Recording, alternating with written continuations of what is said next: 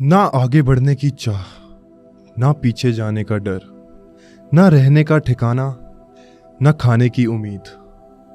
दो वक्त की रोटी का शगल, मुश्किलों भरा इनका लंबा सफर। कहीं भी बैठ जाना, किसी तरह से पेट भर लेना, खुले आसमान के नीचे कहीं भी चादर डालकर सो जाना। कोई भी आकर फटकार जाता है, बार बार यकीन दिला जाता है कि तुम सिर्फ मशीन की तरह ही काम करने के लिए पैदा हुए हो। अपना कहने के लिए कोई नहीं है तुम्हारे पास।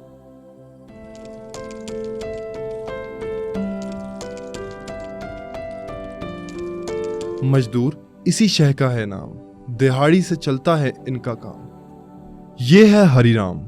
मध्य प्रदेश के रहने वाले हरिराम की हालत भी बाकी मजदूरों जैसी ही है।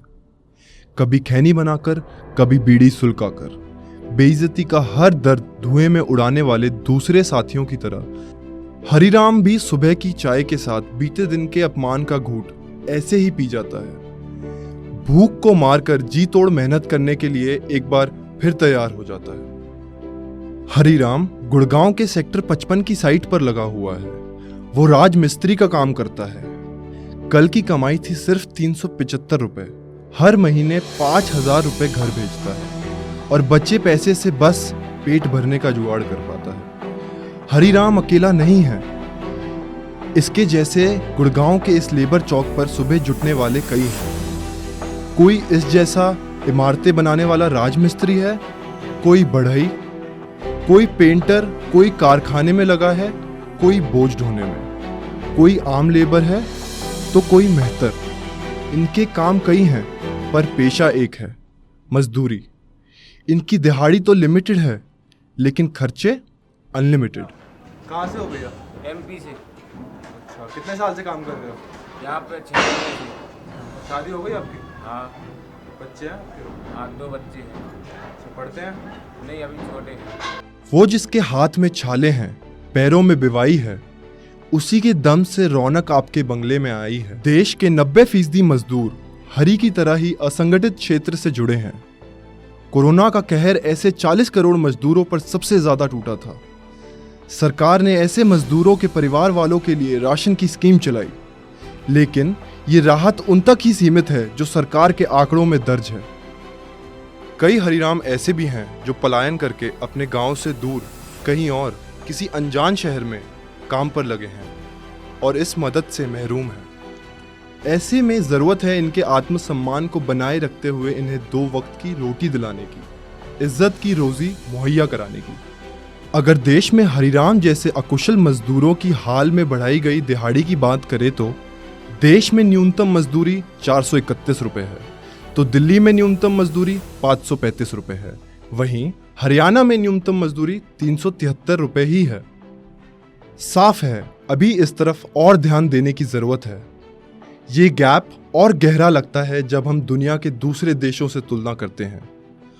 ऑस्ट्रेलिया जैसे देश में प्रति घंटे न्यूनतम मजदूरी करीब 1080 रुपये है, जबकि भारत की बात की जाए तो यह 28 रुपये प्रति घंटे है। दिक्कत यही है, मजदूरी की है। एक दिन काम लग गया, एक दिन नहीं लगा, क्या बच्चे ने पाल देंगे, क्या किराया दे देंगे? 5-5 हज़ार का किराया मकान का।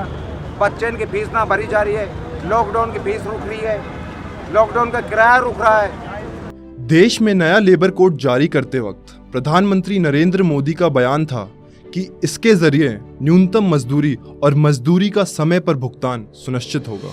श्रमिकों के स्वास्थ्य, श्रमिकों की सुरक्षा, श्रमिकों की सुविधा और श्रमिकों के वेतन को लेकर अब कानूनों को सरल बनाया गया है, सहज बनाया गया है। नए कानूनों के माध्यम से देश के सभी करीब 50 करोड़ संगठित और असंगठित क्षेत्र के श्रमिकों को वेतन मिले और वो भी समय पर मिले, इसको कानूनी रूप से अनिवार्य कर दिया गया है। साथ ही इससे व्यावसायिक सुरक्षा और कामकाज का बेहतर माहौल तैयार होगा। लेकिन क्या जमीन पर ऐसा हो रहा है या इन मजदूरों का शोषण अब भी बदस्तूर जारी है? सरकार से क्या बोलूँगा, सरकार तो भाई अपनी जगह है, मैं अपनी जगह हूँ, इससे तो कुछ बोल नहीं सकता हूँ। छोटे मोटे आदमी के क्या मान चलेगा बताओ, कौन गोदाम देतू है इतना, गरीबी से परेशानी हो, अगर परेशान नहीं होता तो चौक पे अभी सारा थोड़ी ना लेता यहाँ पे, बताओ। आखिर कैसे सुधरेंगे ये हालात? सरकार की योजनाएं और नीतियां पूरी तरह से कैसे जमीन पर उतरेंगी?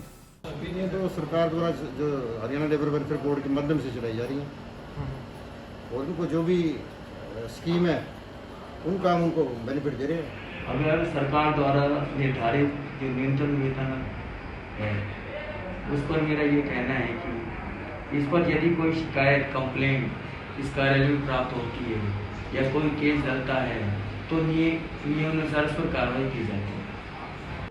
हरिराम की ये दीवार तो खड़ी हो गई, वैसे हर रोज इन मजदूरों की बनाई सड़कों पर हम अपनी मंजिल तय करते हैं। इनके हाथों तैयार ऊंचे लंबे पुलों से हम हर बाधा लांघकर आगे निकल जाते हैं। ये वही मजदूर हैं जिनके खड़े किए मॉलों और दफ्तरों के जरिए हम विकास की हर ऊंचाई तय कर रहे हैं। अपने सिर पर छत हो ना हो, ये हमारी छत पुरजोर मजबूत करते हैं। लेकिन ये मजदूर आखिर इतने मजबूर क्यों हैं? ये हम सबको सोचने की जरूरत है।